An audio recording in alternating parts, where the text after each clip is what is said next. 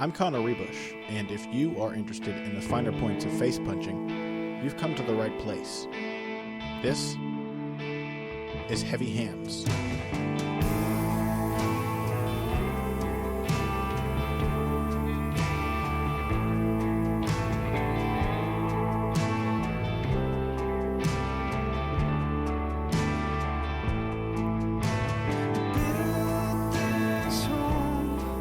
Heavy Hands, everybody, welcome to Heavy Hands. I'm your host, Connor Rebush, and joined once again, as always, usually as usual, by Patrick Wyman. And holy goddamn hell, we had an instant classic of a Legends matchup between Anderson Silva and Michael Bisping take place this last weekend on the UFC's flagship Fight Pass event. Did have a few hiccups, a couple of leaks in the hull of that flagship, but the fights were pretty good, and the main event was truly a fight to be remembered. We're going to be talking about that one at the end of today's show, so don't worry, we will get to it. But, of course, the schedule is jam-packed with lots of good fights, and we have some other even more important matchups to discuss before that. For the bulk of today's episode, we will be discussing Conor McGregor versus Nate Diaz, a bizarro short-notice welterweight matchup between two of the brashest, most skilled strikers in MMA. And then after that, we'll be discussing Holly Holm's first women's bantamweight title defense against Miesha Tate. Also a fantastic matchup, one of the best possible in that division. Just a ton of good stuff to cover. So, Silva Bisping later. First, McGregor versus Diaz. What do you think about this one, Pat? Overall thoughts? I am super stoked for this. It is not McGregor dos Anjos as a technical matchup, but as a scrap, I think it is an even better fight than McGregor as dos a clash Anjos of personalities. It's so much better than anything Mr. Whitebread Rafael dos Anjos could ever be involved in. Yeah. Now, as a fight, Rafael dos Anjos is the fucking man. Oh, yeah. And we love ourselves some Rafael dos Anjos on Heavy Hands here. I would go so far as to say that we are Rafael dos Anjos fans. But as a personality, I have said this before and I will say it again. Rafael dos Anjos is the most boringest man on this entire planet of Earth, while Nate Diaz is not that. No, he is definitely not. You know what tickled me so much? They showed it during the Silva Bisping. There was a promo for this fight, and it had a brief clip from their press conference, which is definitely something that every MMA fan should watch. And the clip they chose was the best because it's Nate Diaz saying, "I don't give a fuck," and McGregor goes, "I don't give a fuck either." Like, it's just both of them aggressively not giving a fuck, which is this fight. But it is. We have written off that it's maybe not as technically or stylistically interesting as Dos Anjos versus McGregor would have been. But both you and I agree, it is a very interesting technical matchup. And I think it's because both of these guys are kind of underrated, particularly Nate Diaz, in terms of their technical striking ability. I think Nate Diaz is quite honestly one of the best boxers in MMA. And I think it's almost to his misfortune that he has so often been put aside his brother in terms of boxing ability because, I've long been a person saying that Nick Diaz is not an amazing technical boxer. His approach to fighting works very well, and he's tough. He has the attributes to make his style work, but he is not a paragon of great boxing technique in a lot of ways. And I mean, I've been saying this for ages. I love Nick Diaz, but my very first article for Bloody Elbow was about how overrated he was as a technical boxer. That is not Nate Diaz. Nate Diaz is underrated as a technical boxer. He does not have his brother's fighting style. He is not willing to take clean shots in order to land some. He is not going to dig in and shoe shine the body the way that Nick does and drive in with his head. He is a long distance outfighter. Good counterpuncher, good footwork. He is a very technical boxer. It's really one of his greatest misfortunes that he, maybe until recently, has never learned to deal with kicks. Because were he a better kicker or a better anti-kicker, I think he would be consistently a top 5 lightweight.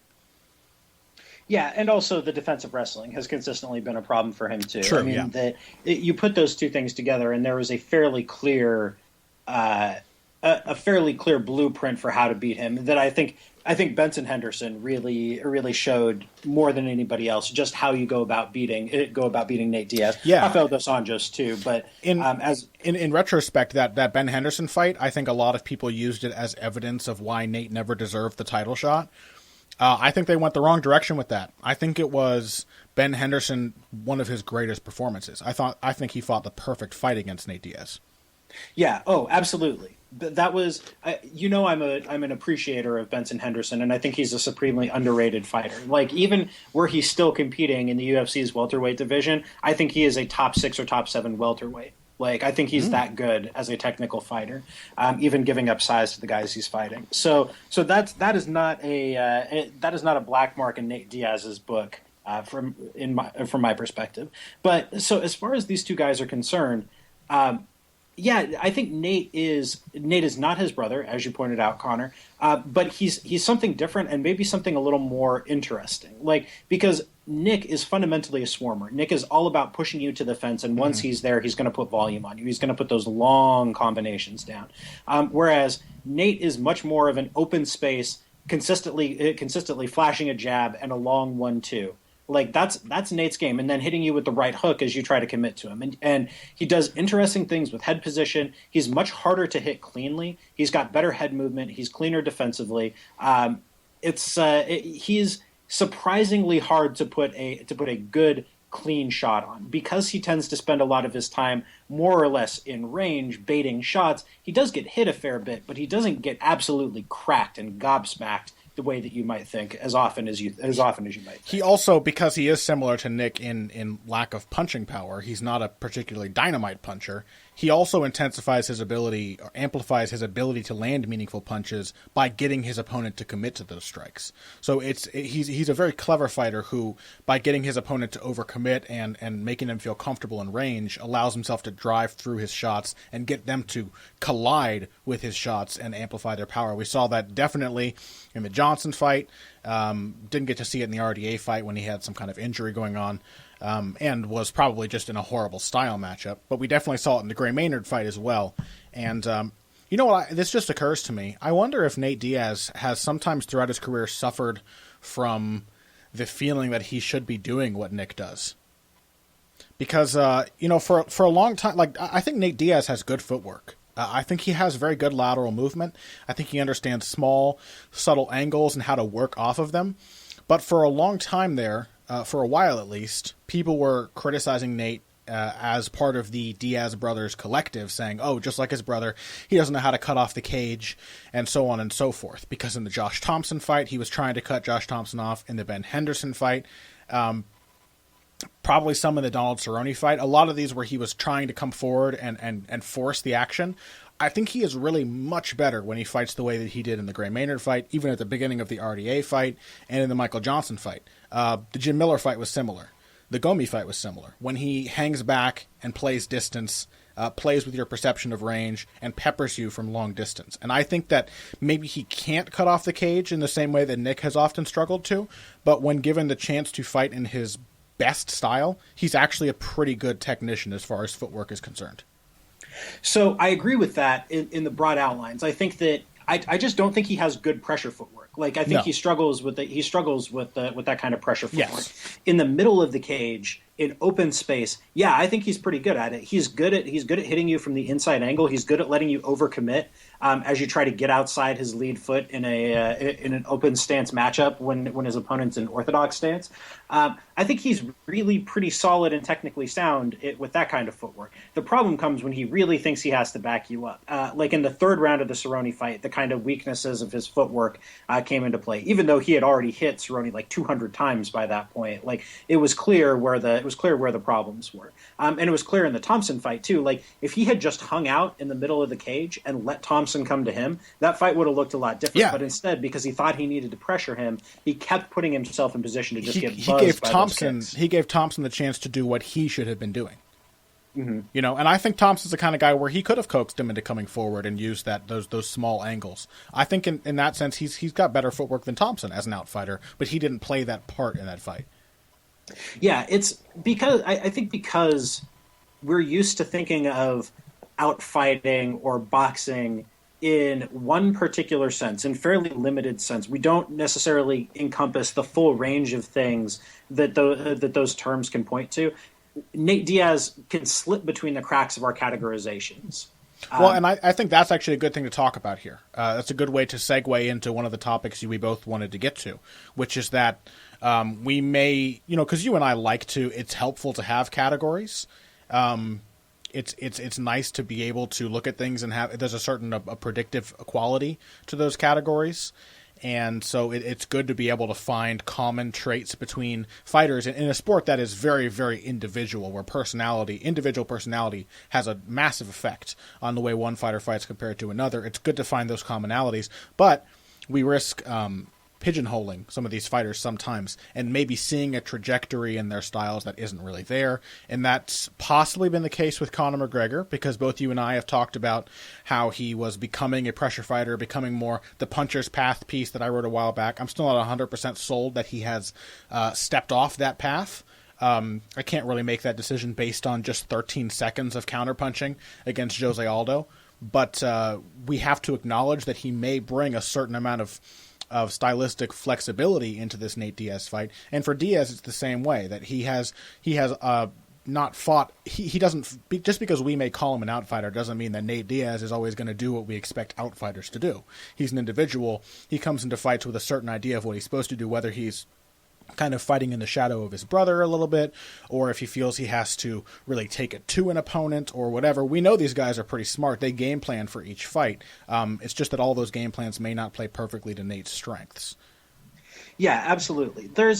And this was something that we were talking about off the air earlier, that there are a lot of variables that go into fights that we are not and cannot be aware of going in. So this occurred to me both with Nate Diaz, thinking about his fight with Rafael dos Anjos when he came in with a knee injury and he missed weight, and when McGregor fought Chad Mendes, because both of those were atypical performances. I think especially McGregor in the Mendes fight, McGregor has never fought like that before, and I think that he had to because his knee was busted, and I think probably because his gas tank wouldn't have held up if he'd had to go into the fourth and the fifth rounds. I think he needed to get Mendes out of there, and he needed to do it fast. And I think that explains why he was as hittable as he was. He had more trouble moving in that fight than he ever has in any fight before or since.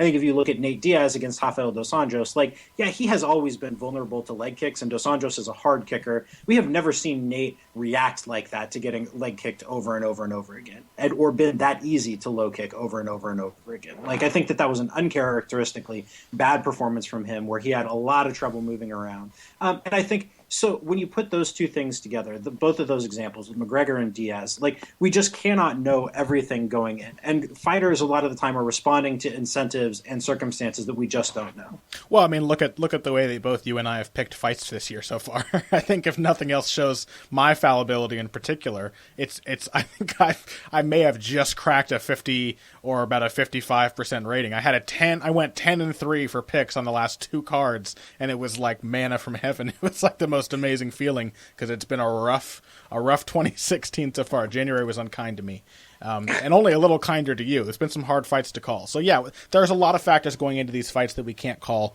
For McGregor, the thing I do want to say here is that he counterpunched in the Aldo fight. That backstep right-hand counter is something he's had for a long time. It's clear that it's something he really believes in, just because if you look at all the other guys from SBG, they all try it too, with varying degrees of success. Artem Lobov is probably actually the best at actually landing it. But pretty much all of the guys there try that punch. It's one that McGregor believes in. He's been doing it for a long, long, long time. So, I don't know that just seeing him land that one punch, and we've talked about small sample sizes before, how unreliable they can be. We don't know that given a little bit of mental impetus to adjust and change his style, that McGregor wouldn't have eventually resorted to slugging it out or trying to force a slugfest. I think that the Mendes fight may not be perfectly representative, but for me, I have to emphasize that I made that puncher's path piece before the Mendes fight.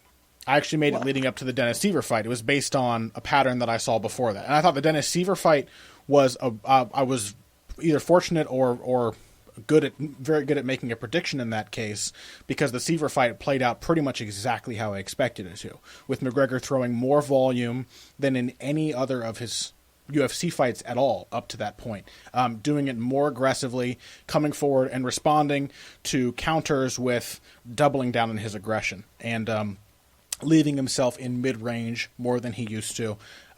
So I think that McGregor has definitely, but I guess what we have to acknowledge is that it may just be him getting better at that, or just fighting a string of opponents against whom he felt that was an advantageous style.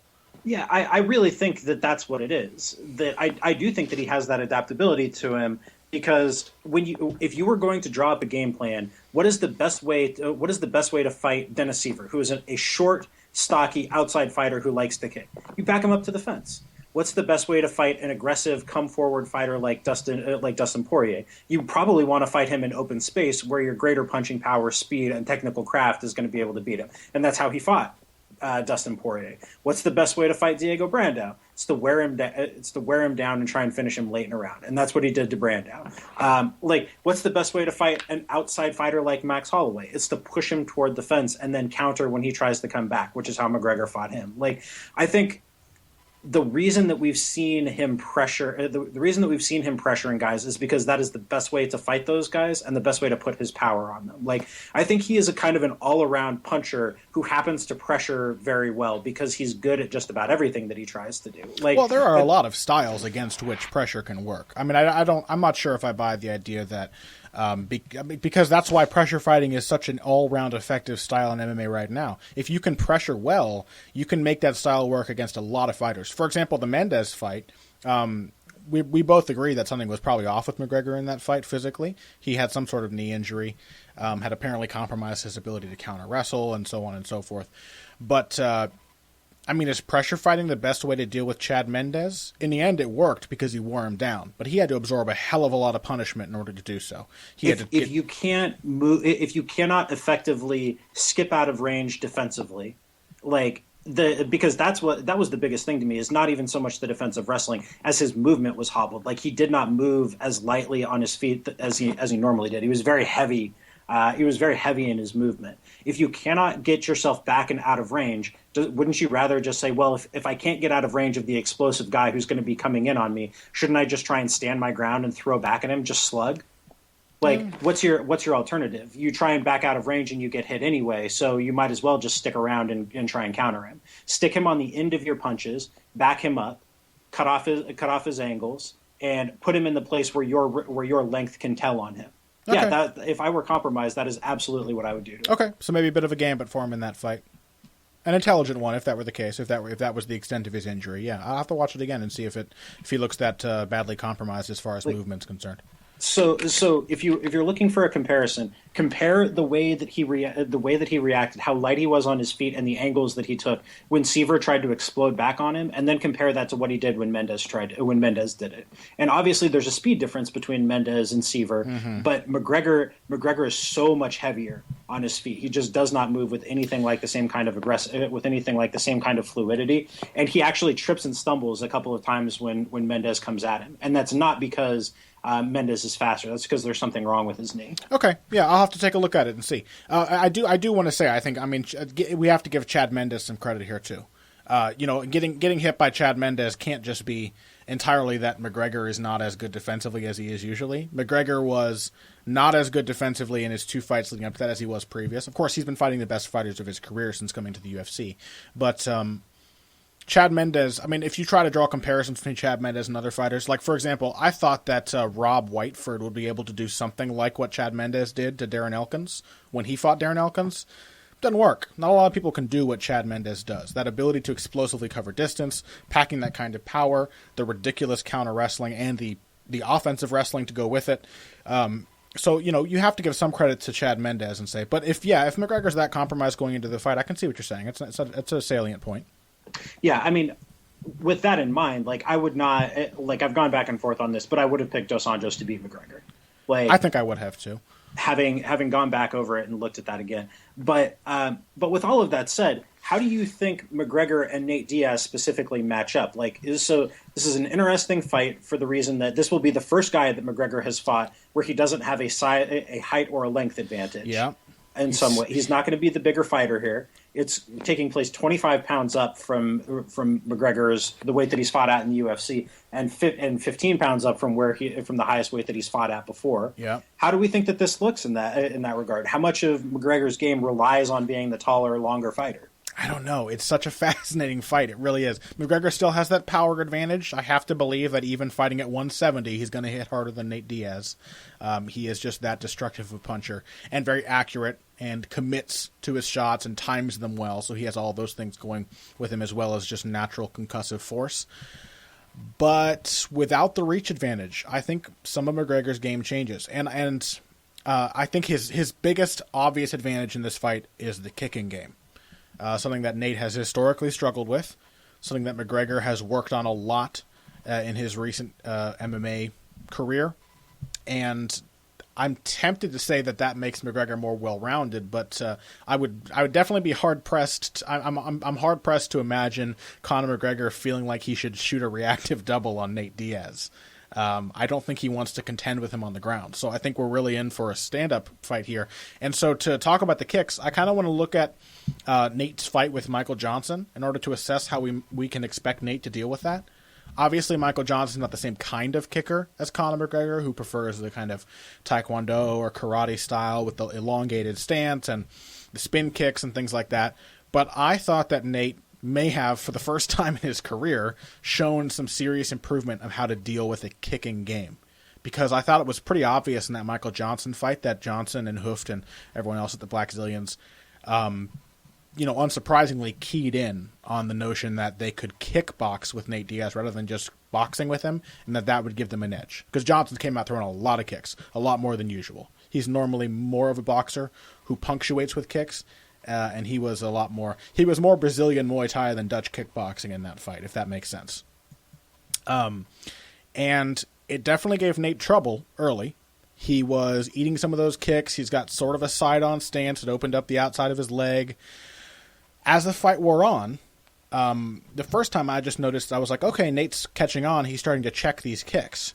But when I just rewatched it recently, what really stood out to me is that Nate, in the second round, because he lost the first round pretty clearly, in the second round, he started to kick himself. And this is something we've talked about a lot for long fighters before, when Alexander Gustafsson kicked with John Jones, when Cormier kicked with John Jones. We have talked about the idea that it is important to show well-roundedness, not because you're looking to make that the basis of your game, but just so that you do not concede a certain range or style of fighting. And I thought that right when Nate Diaz started to kick with Michael Johnson, started to not only let him step out of range, but follow him with a right kick or pepper the inside of his leg, then Johnson had to start worrying about what was going on, and he couldn't set his own kicks up as well. And I think that if Nate comes into this and throws some of those silly kicks that Nick Diaz has always been known for, and actually throws some things that McGregor has to think about at range, he'll have a lot easier time of checking the kicks of McGregor. Absolutely. Because, it all comes back to what you just mentioned there. This, again, something that we've talked about consistently. If you have a matchup where there's a range disparity, where you have fighters who like to operate at different chunks of range, you can't just give up something to the other guy. Like Dominic Cruz couldn't concede the pocket to TJ Dillashaw. It doesn't matter. I mean, it comes up most clearly when we're talking about long range, but it's true of any fight. A guy who wants to fight on the outside can't concede the pocket. A guy who wants to fight in the pocket can't concede the outside. You have to have something to offer your opponent at every range. Yeah. Even if you're a guy who wants to sling power punches on the inside, you still need your jab. You still need to have something to offer at that range, so you don't just get completely outscored in one spot. Yeah. That's why Daniel Cormier had the most success against John Jones, pressuring him when he was willing to kick, when he was willing to jab, when he was willing to throw straight punches and not just try and wade in. Any of our listeners who trains probably is familiar with this feeling that if you are fighting somebody with the idea to work on a particular range, if you feel I need to get inside, you find it a lot more difficult than when you just let the inside exchanges happen naturally. when you let them occur organically. You have to have something to offer at every range, even if it's not your bread and butter, if it's not the basis of your game plan. Yeah, exactly that. And so I think that's absolutely right. And when Nate started getting his kicking game going, that's when the jabs opened up for him. Yes, because then Johnson started to work his way inside a little less cautiously. And when he got just a little bit further inside, that's when the jab opened up. And when the jab opened up, then suddenly the straight left opened up, the 1-2 opened up, and then the entirety of Nate Diaz's game just fell into place so neatly. It was beautiful. It was like watching Tetris happen. Just to see Nate find the range and get his timing. And so over the course of the second round, he went from throwing like about 15 to 18 strikes a minute was about what he was doing in the first round. You could see him get the range, and then the volume started to come. And then he was throwing 20, 25, 30 strikes a minute for the rest of the fight. And he kept up that pace all the way up until the very end of the fight. And if Nate is in shape to throw that kind of volume with Conor McGregor, then suddenly we've got a really interesting fight. Yes, absolutely. I think that lead leg kick and jab switch up is actually one of the most powerful range fighting tools available to a lot of fighters. That was the mistake of the Team Quest guys all those years ago when they said that the inside low kick is the jab for MMA. The inside low kick and the jab are better than the jab for boxing.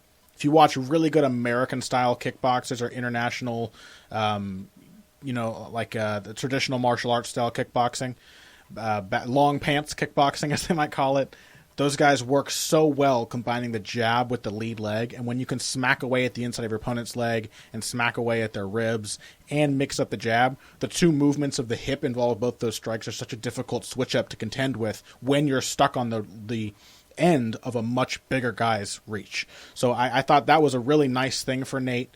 The other thing I want to talk about is movement within the stance, head movement and distance management within the stance, because there are, broadly speaking, there are two ways that you can create or take away distance. Obviously, you have to set these things up, and you have a lot of different tools that augment those two goals. But there are two large-scale ways to create or take away distance, to manage distance.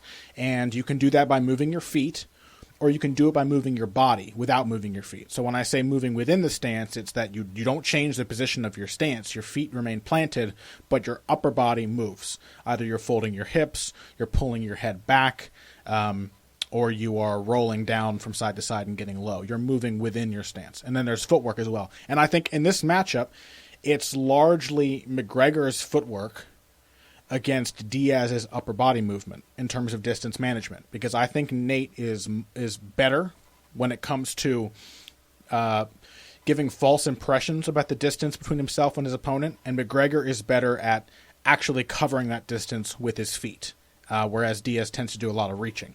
And so I think we have a really interesting battle of these two large approaches on our hands.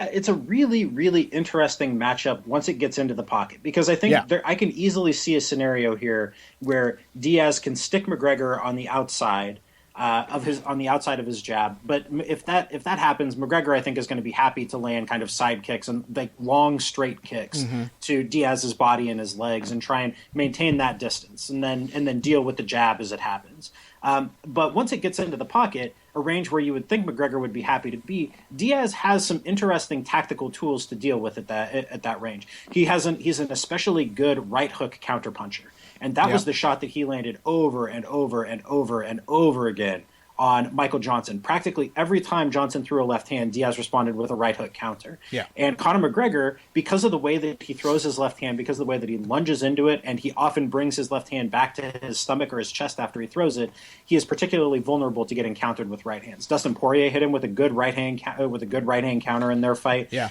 Chad Mendes hit him with a bunch of right hand counters. Like he is not invulnerable to that punch. And so you can see how McGregor gets himself into range. He lands a crisp left hand. It rocks Diaz a little bit, but he's immediately doubling or tripling up on right hooks to try and catch McGregor as he comes back. And he creates the opportunity for that too, because the big thing is that Nate is very good. That Johnson fight was such a good example of this. He's very good at giving you an impression of the distance that is not true. he makes you feel like you're in the pocket or like you're in mid-range when you're really not. And he does that by fighting with a sort of a little bit of an elongated stance. He bends his knees and he leans forward over his lead foot. And I would say normally from a boxing perspective that this is not a good stance. I usually advocate stances where the head is pulled back a little closer to the rear leg, sort of like a Muay Thai stance, but with more bend in the legs.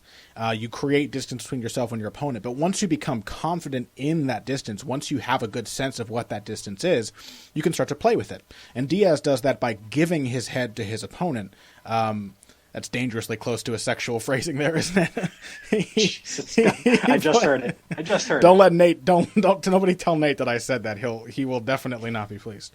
He does that by giving the impression to his opponent that his head is very close to them, and it is.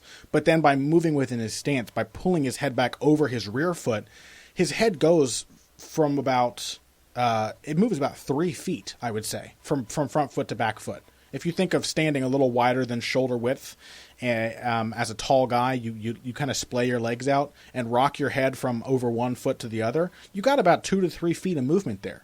And so if you can get the opponent to throw at your head and miss, and then you can get them the impression that they need to commit in order to hit your head because they sense that you're actually further away than you appear to be, those opportunities for those counter right hooks start to open up. And you start to lunge in after them. And Nate is shockingly good at capitalizing on those opportunities. And he's really not easy to hit clean, as you said before, Pat, because he's either pulling his head away within his stance, or he is pulling it away far enough that by the time you hit him, you have very little follow-through left on your shot. So he's rolling with your punch even as you connect. And I think that right there makes this really interesting. I don't doubt that McGregor will be able to hurt Diaz at some point in this fight. That's what I expect to happen. But I think giving these two a boxing match is like one of the more interesting fights in MMA right now. I think it's a really fascinating matchup, and then you add in the personalities, and it's just such a fun goddamn fight. A lot of swagger, a lot of bravado in the cage. It's going to be a hell of a lot of fun to watch. I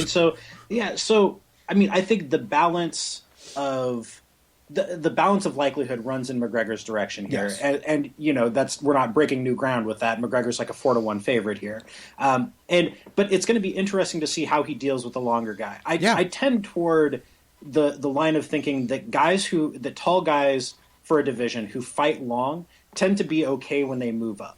Like I think Benson Henderson is probably the best parallel here. Sure. Because Henderson was a guy who was pretty big and pretty rangy for a lightweight, but when he moved up to welterweight, the fact that he threw a lot of kicks, that he jabbed well, used his lead hand well, he was a southpaw, all of that pushed him toward being able to deal with longer fighters, guys like Jorge Masvidal and even Brandon Thatch. Used to fighting at a longer distance than his smaller counterparts.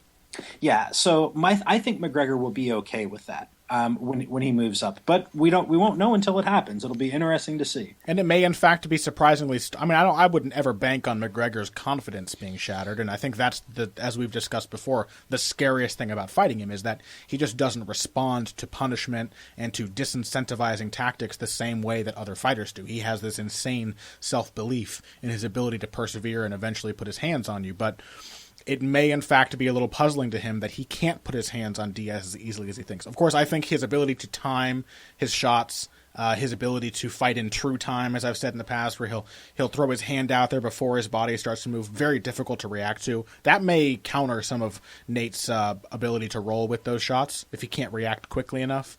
But little things like that are the reason that I favor McGregor, and the punching power and just the crazy durability and the determination.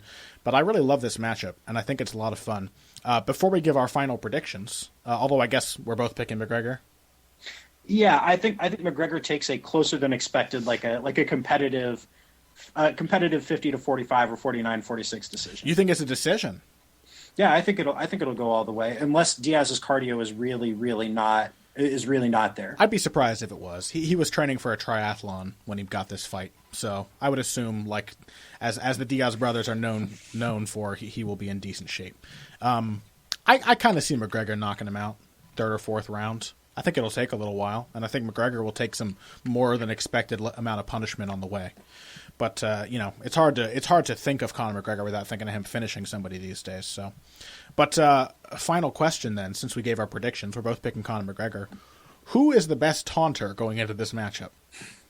Nate Diaz, hands down. Yeah. Nobody in MMA is better at that than Nate Diaz is. Like, you mentioned this off the air, but the way that he points after he's hit you, like, that's the best thing I've ever seen in my entire life. And you know what? I'm going to be real honest about this. If you don't appreciate that, if you are not entertained by that, then, like, you need to grow up as a fight fan and appreciate it, because guys, like, there are not enough guys who go out of their way to do shit. I said before we started the show that my ability to appreciate the Diaz brothers' antics, I saw that as a sign of my maturation as a fight fan, because I used to be annoyed by them, and now I just love them so much. I get so much enjoyment out of their trash talk and their fights. And I gotta say this, other fighters are just playing at this whole shit-talking, showboating thing. The Diaz brothers are the most creative taunters in combat sports, because everybody else pulls from a similar bag of tricks, right? You drop your hands, you stick out your chin, you waggle your eyebrows, you stick out your tongue. Everybody does those moves. These guys make up new ways to taunt their opponents. Nick and Nate both do the awkward "I'm covering my belly and not my face" thing. I don't know what it means. But everybody knows that it's intended to make fun of them. They both do the elbows out, hands up high, awkward open guard type of thing.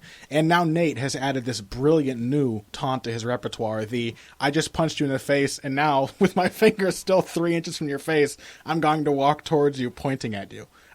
It's my favorite thing. It's wonderful, right? It's so good. Like, I want to see someone do that to Conor McGregor. Yeah, I've kind of got a thought about this, and it's that, like, if you have not been a fight fan for that long, I think by and large, it's really easy to have an idea in your head of what a fighter is supposed to look like and how guys are supposed to talk and what they're supposed to do when they're in the cage. Mm-hmm. But when you watch hundreds of fighters every year, like, I would bet that I watch somewhere north of 1,000 fighters every year, probably even more than that, between boxing and kickboxing and MMA.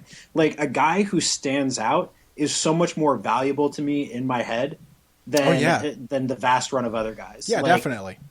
Like, I appreciate Rafael Natal more because he's a little bit of a shithead in the cage.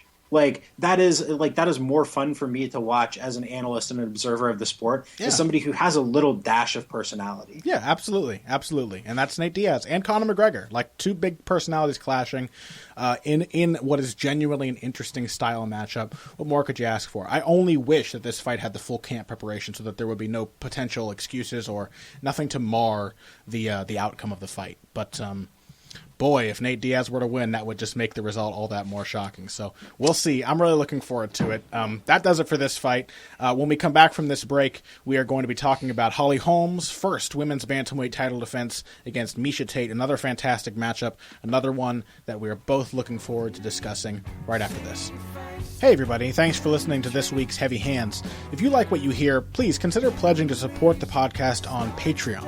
Patreon is basically continuous crowdfunding. You sign up to contribute a certain amount per month to help us with production costs and the like, and in return you get rewards ranging from a mention on the Heavy Hands website to a question or topic of your choice being discussed on the show.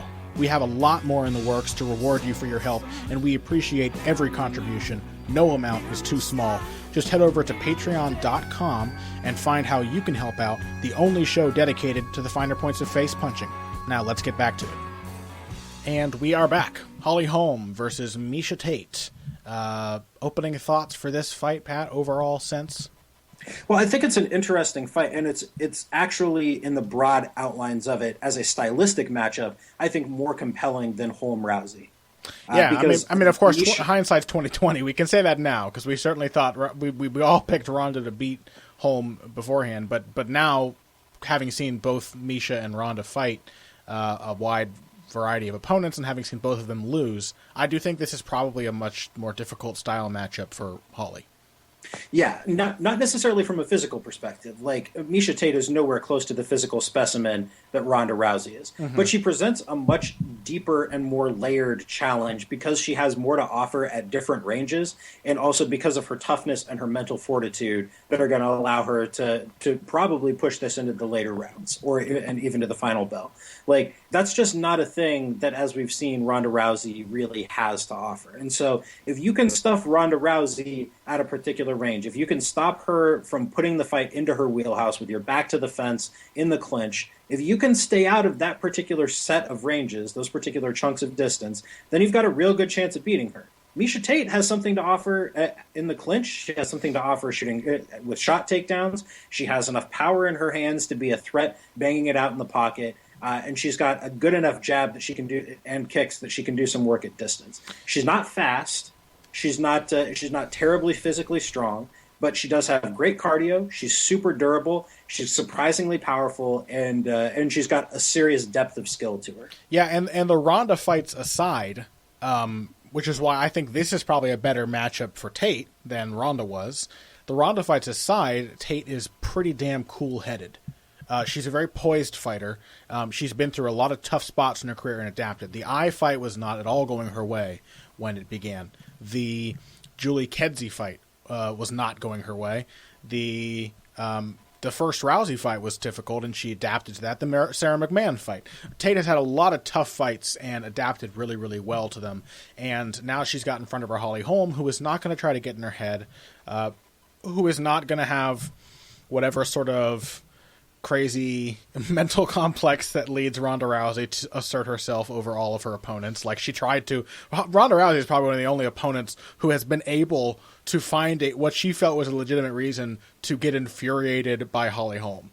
Yeah, how could you possibly get infuriated at Holly Holm? Like, if you were looking for a reason to think that Rousey is maybe not like operating on the normal plane in terms of her headspace, like getting herself mad at quote unquote disrespectful Holly Holm is all the evidence you will ever need. Holly Holm is a sweetheart. Like she's almost to the extent, not even almost, to the extent of often being boring. There's nothing to talk about with her in terms of like her personality being out there. So to draw anything from interactions with Holly Holm and be upset, Holly Holm, who has publicized the fact that she goes grocery shopping in Albuquerque and it takes her 3 hours because she just starts talking to local people that she knows. That's not a person that you get upset at. But for Miesha Tate, it's an advantage. She's not going to be going against Ronda. She's not going to have all this mental stress. She's going to be in there against an opponent who is just going to give her physical problems to overcome. And I think that Tate, by and large, has been sort of a totem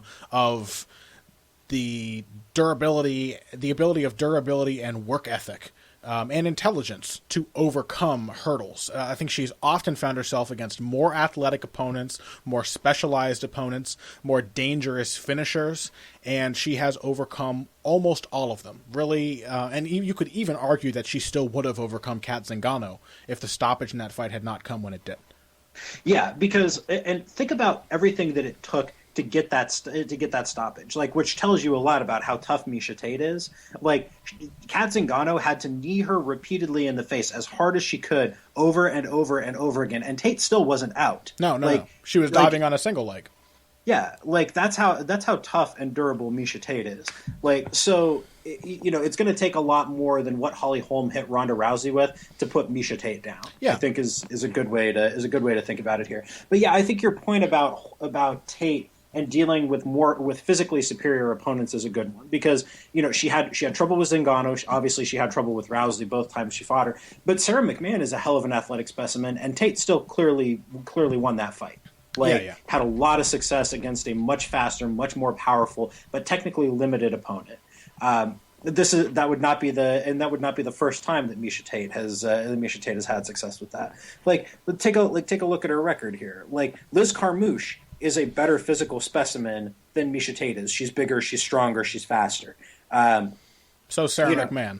Yeah, and so Sarah McMahon. And the opponents that have beaten Miesha Tate have been ones who could outmatch her physically. But even Jessica Ai is faster and longer than Miesha Tate is. Though she's not a southpaw, she's a pretty comparable style matchup to Holly Holm. Jessica Ai is a pretty good outfighter, and she fights in a classic outfighting mold. She uses her jab and her lateral movement, and she pot shots and times her long strikes to keep you at range, and then she ties you up in the clinch if that's not working out for her. She is very much like Holly Holm in that regard. Maybe doesn't have Holly's same single-minded sort of fight IQ, her single-minded focus on her goal or her game plan. She tends to go astray a little bit, and that definitely favored Miesha. But she gave Miesha a lot of the same difficulties that Holm will on the way in, and so I think that fight's a really good example to look at to see how Miesha Tate adapts to an opponent. And shout-outs, by the way, to a friend of the show, Schwan Humes, who has been a stalwart supporter of Miesha Tate for basically as long as both you and I have been talking with him on Twitter and on Sherdog. Schwan is a big believer in the adaptability of Miesha Tate. And I have to say, Miesha, if you're listening to this, and the thing with Brian Caraway doesn't work out, there's a guy in Georgetown, Texas, who I'm sure will take very good care of you because Schwan Humes loves you like few MMA fans can. And he's got a lot of great points as far as Miesha Tate is concerned. Like her adaptability, her intelligence as a fighter, these are things that don't really get talked about. But once you hear Schwan say that and you go and watch Miesha's fights, you're like, yeah, actually she adjusts really, really well. Not only from fight to fight, but from round to round. She is an intelligent fighter who knows how to change up. And I think that, again, the fact that she has consistently had to overcome fighters that appear to be just physically superior to her and has done so with such a high rate of success speaks to how smart she is. Yeah, she's like a more wrestling-oriented Michael Bisping. In that sense, where she relies on her intelligence, her fight IQ, her coachability, knowing that she has people, especially now that she's moved to Extreme Couture, she's working with Robert Follis, and the coaches there, like that she has coaches that she can trust. She's coachable. She listens to their advice. Even when she had bad coaching, she listened very intently to their advice. Well, and even then, like it certainly didn't work out. But saying, "Hey, you're ahead. Take it easy. Don't take any risks," wasn't really terrible coaching advice from Brian Caraway. No. I'm not talking specifically about that. I'm talking about earlier in her career when she had some worse training. Because Caraway is such an easy target for MMA fans. He got shit on an awful lot when he advised Miesha to coast in the third round against Kat Zingano, and that was when she was finished. But it wasn't terrible advice, all things considered. No, So to bring it back real quick to Schwan, like I appreciate Miesha's game a lot more as a result of having conversations with him about Miesha, because there's a lot to like and to respect about her game, and the comparison that you and I both used, that you and I were talking about earlier off air, was like a less finish oriented Jim Miller, which still makes me laugh. Yeah, and so you think on first glance you're like, oh, but Jim Miller, and then you think about it, but you're like, oh, Jim Miller, because because in any other division, you take somebody with Jim Miller's skill sets who's a little less dynamically oriented towards the finish, and you're like, oh, that's a really good fighter. Like that's a top 5 fighter in just about any division other than lightweight, or at least a top 8 or a top 10 fighter. And at women's bantamweight, where the talent pool is much thinner, oh, that's a top 3 fighter in the form of Miesha Tate, or a top 4 fighter. You know who Miesha Tate really reminds me of? Patrick Cote. Patrick Cote 2.0. The new and renewed Patrick Cote, who is, by middleweight standards, not amazing, but you put Patrick Cote with his exact same skill set in heavyweight, he'd be a solid top 10 heavyweight. He really would. And you take somebody like Jim Miller out of the deepest division in the sport, lightweight, similarly, and you put him in women's bantamweight as a woman, and I think he would have similar success to Miesha. He'd be a really top fighter, because if we talk about Jim Miller, even without his lightning quick submission finishing ability, and Tate still does have some of that, she's just not as potent, but you take him and put him in another division, what you have is a guy who is very well rounded, who has a lot of ways to respond to whatever an opponent throws at him, and who is durable, and who even in lightweight really only loses to elite fighters, and that's Miesha Tate. Yeah, absolutely so. So, how do you see this fight playing out, Connor? What, like in your head, how do you see this going?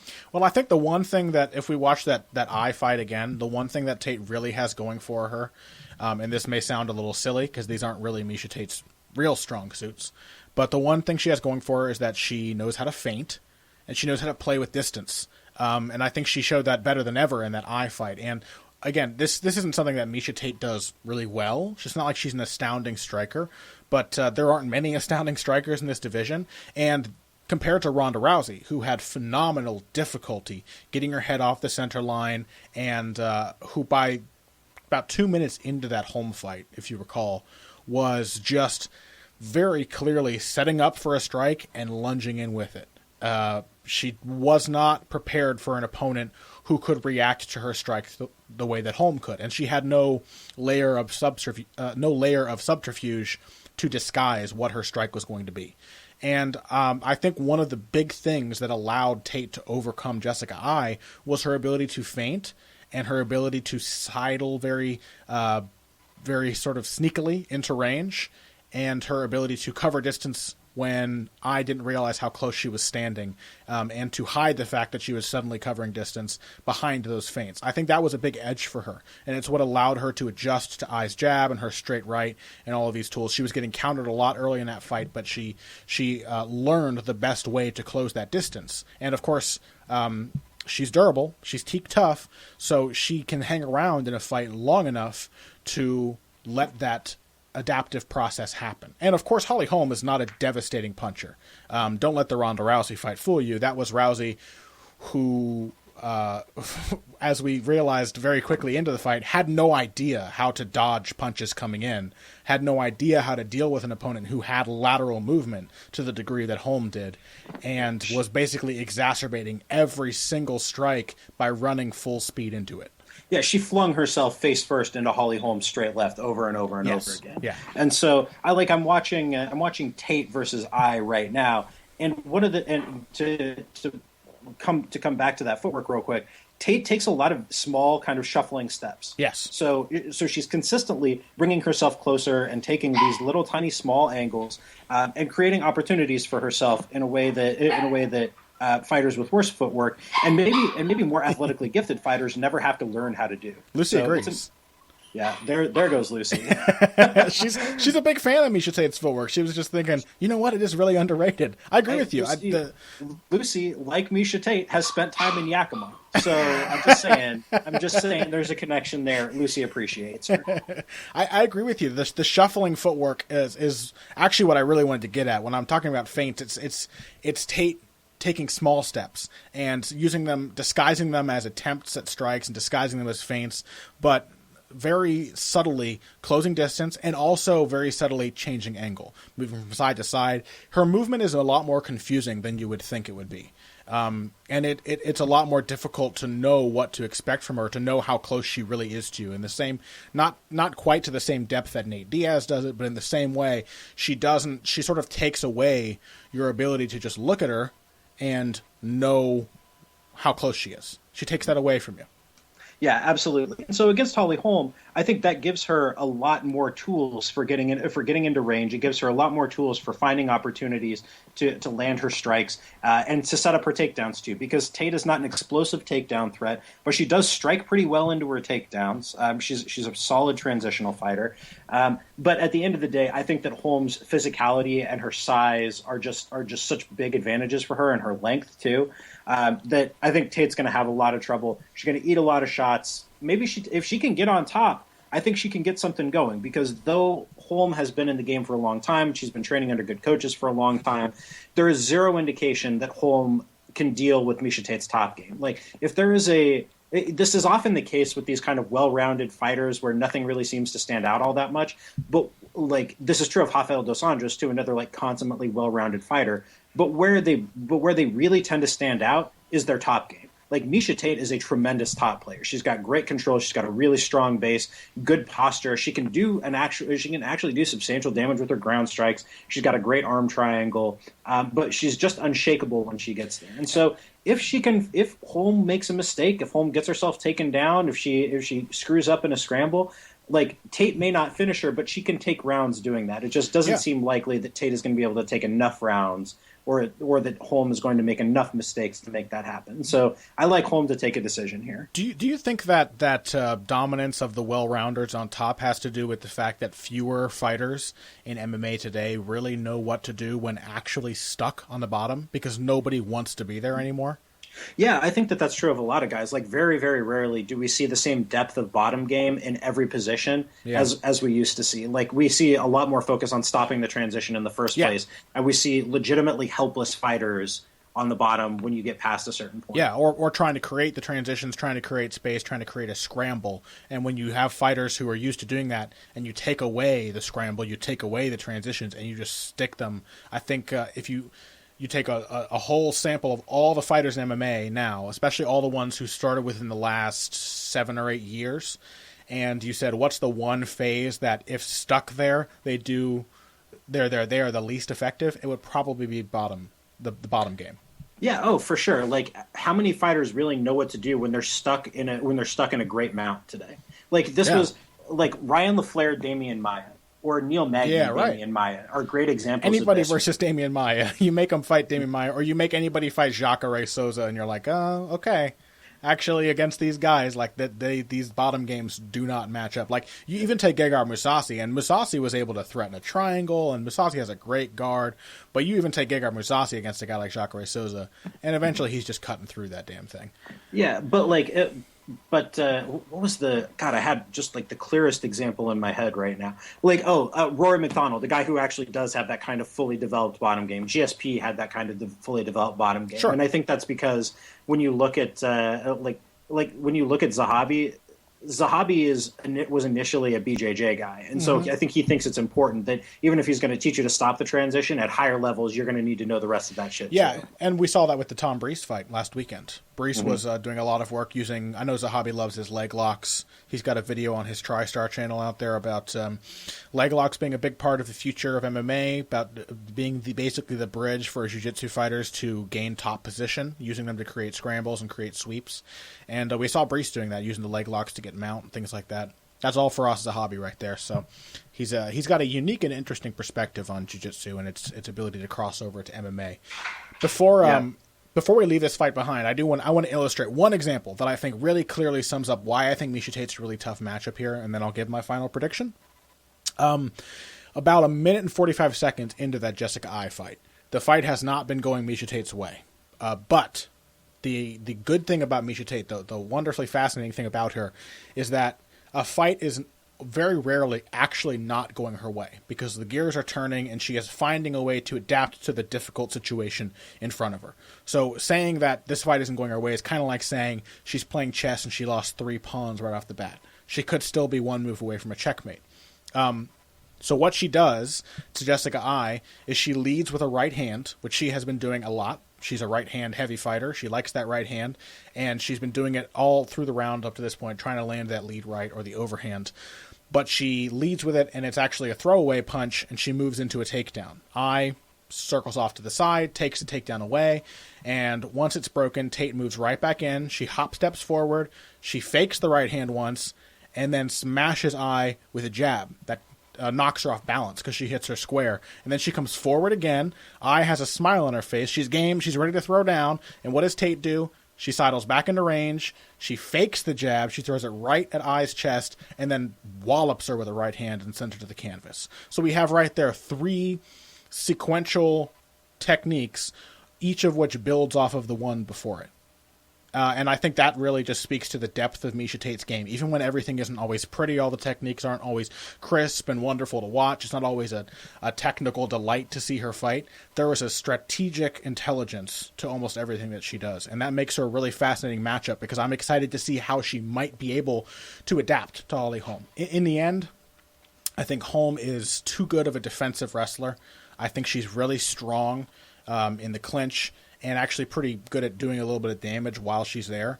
I think her lateral movement is a little too much for Miesha, and I think the southpaw stance and the kicking game that I didn't really have is going to make it more difficult for Miesha to cover that distance. But I think we've got a fairly close fight in our hands. I'm going to say maybe like a 48-47 decision for Holly Holm. I would not be surprised to see Miesha Tate take a couple of rounds just through sheer doggedness and adaptability. Yeah, that sounds about right to me. Okay, well, let's wrap up that discussion then. Take one more break. When we come back, we're going to be discussing last weekend's instant classic, Anderson Silva versus Michael Bisping, a match between two guys, probably too old to be doing this anymore, who just refused to quit, and it was interesting in more ways than one. So one more break, and we'll be back with Silva versus Bisping. Financial support is fantastic, but there are other, even easier ways to support Heavy Hands. Perhaps the best is by spreading the word. We know our fan base. You're all cool, popular people with serious social media presences. You're tastemakers and trendsetters. Okay, there are one or two of you that don't fit that description. You know who you are, but no matter what, you can always help us out by telling folks about the show. And you can also give us a positive rating and review on iTunes and Stitcher, things like that. We rely on word of mouth and positive feedback to grow and improve, so thank you very much for your time and your help. Now, back to the show. And we are back. Let's discuss Anderson Silva versus Michael Bisping. To jumpstart our discussion, Pat, I actually want to go to a question from the heavy bag. I don't have the sound effect handy, so just imagine a sort of swishing sound and then, the sound of someone hitting a bag and some chains rattling. It's really cool. Oxygen Addiction made it for us via Reddit r/MMA. Our question comes to us from Lucas Jackson. He asks, true or false, the most significant reason Anderson Silva, will never contend for a title again is his diminished chin. Now, obviously, that's kind of a loaded question. We can discuss whether or not Anderson Silva will ever contend for a title, although I think you and I both have a pretty short and definitive answer to that question. But assuming that Anderson Silva is out of the title picture, do you think that that is a fair assessment?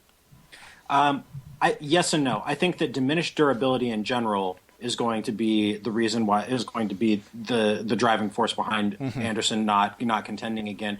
But it's just age. Yeah, because it's age affecting your durability in a lot of ways. It's not just your ability or inability to take a punch. It's, can you do the same amount of road work that you used to? Can you put in the same kind of hard rounds? Can you put in the same kind of hard drilling sessions of wrestling and rolling as you used to? And the answer in Anderson's case, it seems fairly clear to me, is no, because all of that stuff, that declining durability, the inability to put in the same amount of work that you used to, is behind a lot of the problems that I think we saw in Anderson's game here. His inability to get aggressive for more than 15 or 20 or 30 seconds or 45 seconds at the very most at a time, when really, if he had committed to it and tried to back Bisping up for long sections of the fight, the way that he did to Nick Diaz a year ago, I think he would have finished him. He had a lot of success when he was backing Bisping up. Yeah, exactly. And so I think if he had been able to do that consistently, it would have been his fight to lose. But I don't think that he was messing around with his back to the fence just the way I did at the time, just because he thought he was old Anderson. I think he was doing it because he genuinely didn't have the gas tank and he didn't have the ability to fight moving forward for the entire fight. I don't think he had the physical capability to do that.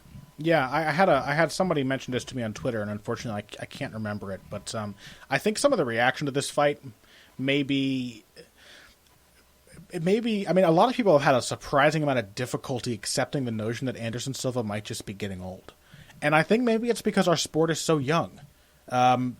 Boxing fans have seen a lot of fighters come and go. If you've only been a boxing fan for the past 20 years... if you've been a boxing fan for the duration of the time that MMA has existed, let's put it that way, then you still had a whole generation of experienced, top-notch fighters that you got to watch fade away. And you got to see them crumble, you got to see the ravages of time take hold of them. And MMA isn't like that. We've seen a few generations, but we've also seen a lot of fighters, because of the relative undeveloped nature of the sport and because of medicine being better than it was, and therapeutic use exemptions and things like that, medicine in quotes as well as literal medicine, then we've seen a lot of fighters fight past the time that they would in otherwise, past the time they normally would. And with a lot of guys who have declined, it's been easy to sell that as their games couldn't evolve, rather than to set that as physical decline at the root of their problems. Like Chuck Liddell, they're like, well, Chuck's chin cracked, or Chuck started fighting a more highly developed breed of striker than he was eating alive back in his glory days. We see a lot of that actually, where people say, that basically the game has passed them by, and that does happen, and we still see that, but. people get old too. And Anderson Silva it's not just the durability. It's the fact that, the durability is gone. I think it's pretty clear when you're getting dropped from a left hook by Michael Bisping. When you're getting dropped twice by Michael Bisping, because technically the first time when he was stunned in that fight would have been a knockdown under boxing rules. He had to put a hand down to save himself. And you're getting staggered by Michael Bisping on numerous occasions. That's a sign that you're not taking a punch that well anymore. People who have been hit a lot by Michael Bisping have not gone away. He's not a prolific puncher. And so, but it's also the fact that Anderson was there to be hit by those shots.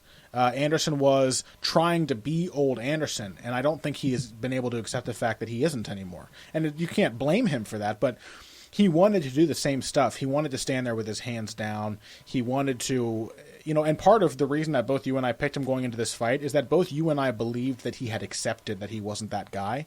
And he clearly had not come to the point where he thought that Michael Bisping could do to him what Chris Weidman did.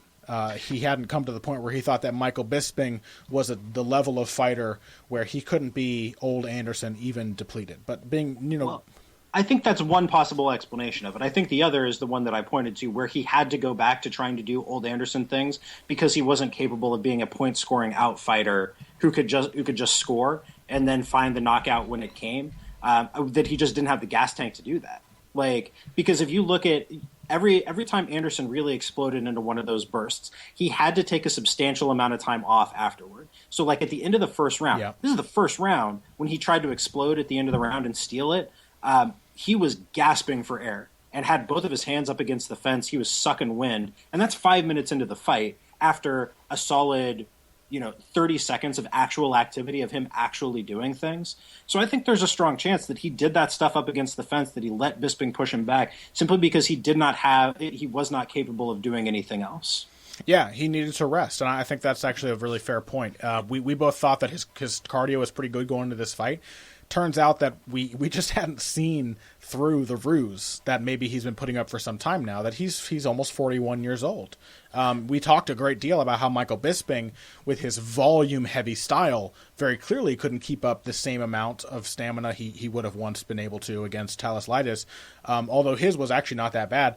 It shouldn't be that surprising that Anderson Silva can't do the same. He had to take time off in that fight. He had to let Michael Bisping back into the fight, I think, to recover himself. It was Joseph Namrika, by the way, who asked the question, or who mentioned that on Twitter. He said, as a longtime boxing fan, I have come to terms with greats becoming shot, but it's not something MMA fans are that familiar with. And I think there's some truth to that. Because at the end of the day, the aging process affects you in a lot of different ways. It's not just the lack of durability. It's not just that you can't work yourself into the kind of shape. I think we actually saw technical degradation from Anderson here too. Where was his jab? Yeah. His jab was missing in action all night. You know? And I think that he could have stopped a lot of what Bisping was trying to do in terms of backing him up. He could have created the space that he wanted out in the center of the cage had he been willing and able to jab more. But it's at the end of the day, what I took from this fight was a more or less depressing assessment of the fact that I think Anderson is like a borderline top 10 middleweight at this point. I would pick almost everybody in the top 10 to not just beat him but finish him. And frankly, if you were looking for reasons to think that Bisping's time is also over, I think this fight was a good indication of that as well. Not just Anderson. I think the game is also passing Bisping by, and he has managed to keep himself up there through his work ethic and by continuing to evolve as a fighter. But even that reaches its end. Yeah, I have to agree. I think, just as final thoughts on Anderson's sort of fall, I think there is no better comparison for Anderson than Roy Jones Jr. I think he is truly MMA's Roy Jones Jr., both in the way that he has inspired people who have watched him over the years, who have seen him do things that seem superhuman. Anderson himself has talked about that, he doesn't think he's that great, but he believes he's able to do things that people think are impossible. And that's really the experience a lot of people have had watching him over the years. The Forrest Griffin fight, watching him be in the Matrix, as Rogan and Goldberg, I think, called it. That's a pretty astounding thing.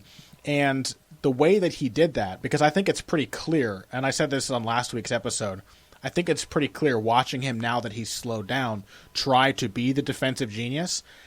it's pretty clear that his style of defense is not systematic. His head movement is not based on a certain set of principles. He's not a Bernard Hopkins who has these things that can, or an Archie Moore, who has this style that he can rely on, this technical depth that he can rely on in terms of defense after his athleticism fades. He's a Roy Jones. He gets by on his preternatural ability to judge distance and his insane timing and his ability to, yes, take punches, but also to move with them and to see them coming and brace himself for them. I think Phil McKenzie, after last week's episode, he said that Anderson's decline is so startling because his athleticism was prodigious. He was really a next-level athlete, and it was the athleticism that was really the cornerstone of his style. And so when it starts to go away, you take the cornerstone away, the whole building crumbles. And it happens more quickly than you might expect. And so I think that's what we saw from Anderson. I still thought it was a fantastic fight, and it's just sort of it's a little depressing, I guess, this topic. But, this is the fight game, and like all things, you have to watch people grow old, and you have to watch them lose what once made them great. And I think matchups like Silva Bisping, if Anderson still wants to fight, I don't think it's our place to tell him that he should retire, however we may feel personally about watching him fight. But matchups like the one he had with Bisping, matchups like a fight with Lyoto Machida, who also seems to be a little past his prime, I think there's still interesting matchups out there for him. His name obviously still has value for the upcoming generation of middleweights like Derek Brunson and Robert Whittaker and fighters like that. And Michael Bisping is just about in the same boat. But I loved the fight. I mean, I really enjoyed it. I was on the edge of my seat the whole time. It was so tense, so much drama going on. And Anderson had his time in the sun, so I don't feel that bad about him losing. And I do feel really good about Michael Bisping getting a win that he had probably dreamt of for 10 years. Yeah, it's hard not to feel awesome about Michael Bisping getting this. Yeah, it was nice.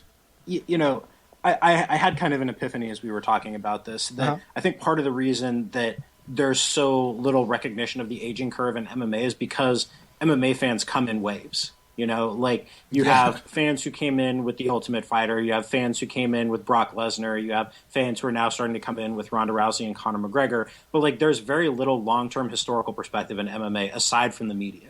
And even the media tends to come in in waves. There are not a whole lot of long tenured scribes in the MMA. I mean, universe. we're both relatively noobs, as compared to a guy like Jordan Breen or like guys like Dallas Winston who have been watching. They were like trading tapes in the Pride era. Like that wasn't us. So yeah. I mean, but so aside from a few outliers, it tends to be a vast mass of new fans in a way that I don't think is true of boxing. And so there's a lot less awareness of these topics. But it's part of what makes MMA interesting. But it's just a constant battle you have to fight. Where you're no, getting shot really does being a shot fighter really is a thing. So there's that. On that happy note, what are you working on this week, Connor? Well, I have an article. I wanted to recap a Silva Bisping, but I just don't have the time with the fights coming up. So I will have a video coming out on Conor McGregor. I'm comparing him to Bob Fitzsimmons, who was the first a man of Irish descent, red-headed, big muscular torso, long skinny arms and legs. Sounds familiar. Prodigious knockout puncher, known for knocking out men much bigger than himself. First man in the world of boxing to win titles at 3 different divisions. And I'm comparing him to Conor McGregor, I think, for some obvious reasons. So I want to talk about McGregor's transition from being the notorious to potentially being the legendary. And I think we're witnessing a potentially historical moment in MMA right now with the rise of McGregor that is worth discussing. Short video on that topic, and then some kind of breakdown on McGregor Diaz. It's got to happen. And if I have time, something on probably Miesha Tate. I've written about Holly before. I've never written about Miesha Tate. I want to talk about her adaptive abilities. I want to write about that Jessica Eye fight because it was such a great performance. And I think that should be it. Oh, also my Sherdog preview of UFC 196, which should be coming out midweek. What about you, Pat? Well, I'm working on a couple of things. I was going to do an in-depth breakdown of Holly Holm versus Miesha Tate, but it doesn't look like the overall level of interest is quite there. Yeah. I will be doing the full treatment of Conor McGregor versus Nate Diaz. I'll be giving that somewhere between 1,000 and 1,500 words. in my usual style, and then I'll be doing a standard complete guide, probably a little briefer, just because the card is not that great aside from like 4 or 5 fights. So I'll be giving a lot of attention to Jim Miller versus Diego Sanchez, Brandon Thatch versus CR Bahadurzada, and then the top 2 fights, and then the rest will be fairly thin. But you'll get the real meat there if you want it. So it's not a great card, but the top of the card is pretty stupendous.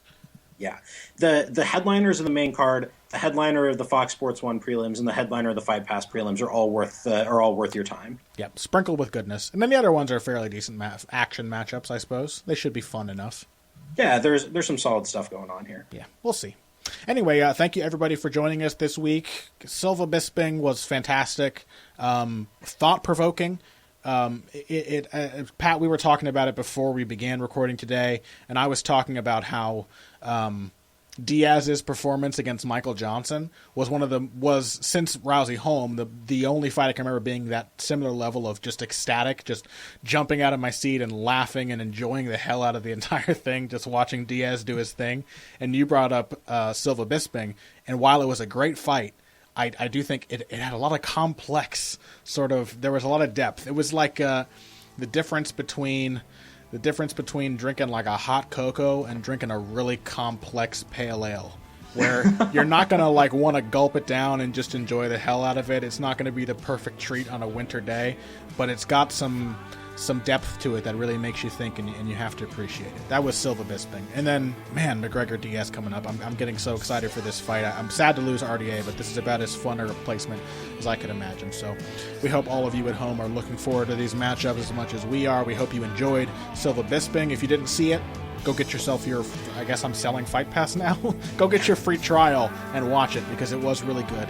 And, anyway, we'll see you next time. If you came here today for the finer points of face punching, you came to the right place. This has been Heavy Hands.